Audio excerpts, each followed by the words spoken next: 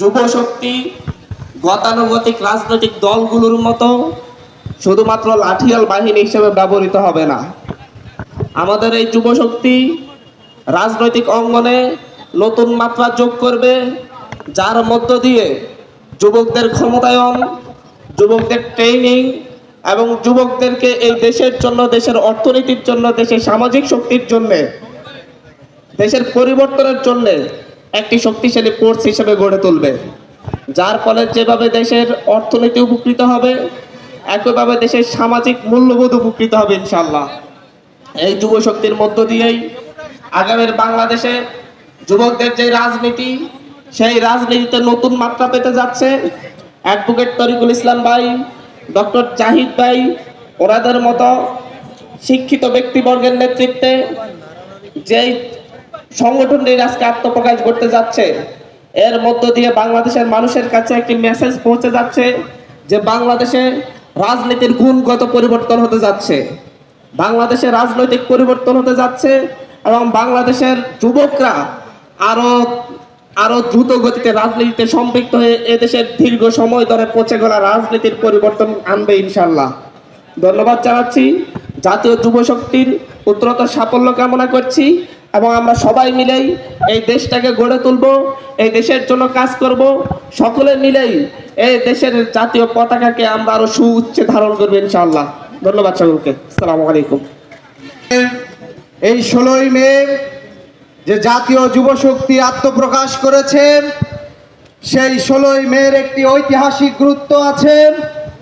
আজকের এই যুব শক্তির দায়িত্ব হিসাবে, আহ্বায়ক হিসাবে যিনি দায়িত্ব পালন করেন, বুকে আগ্রাসন বিরোধী, ভারতীয় আধিপত্যবাদ বিরোধী তার অসীম ভূমিকা ছিল।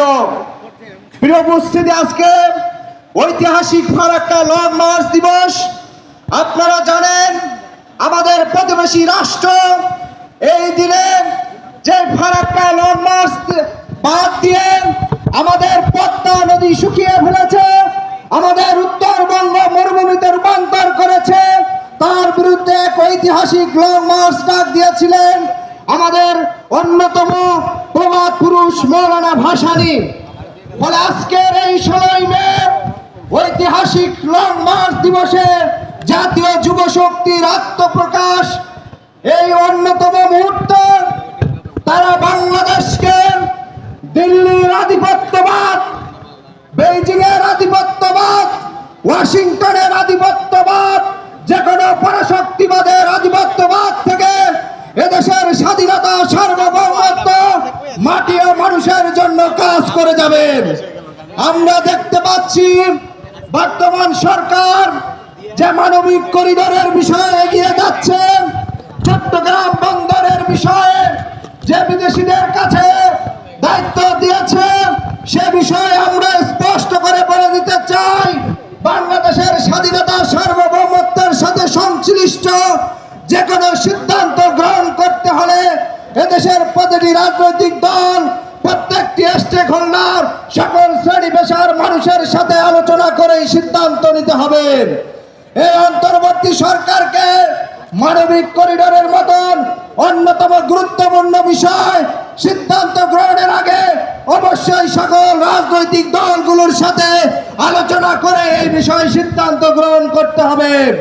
অন্যথায় বাংলাদেশের রাজনৈতিক দলগুলো, জাতীয় নাগরিক পার্টি, আজকের আত্মপ্রকাশ ও যুব শক্তি স্বাধীনতা, সার্বভৌমত্বের বিরুদ্ধে যে কোনো উদ্যোগকে তারা শক্ত হাতে রাজপথে প্রতিরোধ করে তুলবে।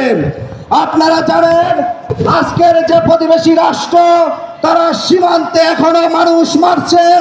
তারা ভারতের যে এনআরসি করেছিল নাগরিক আইন, সেটি তারা ভারতের মুসলিম নিধনের এক অন্য উপায় করছে।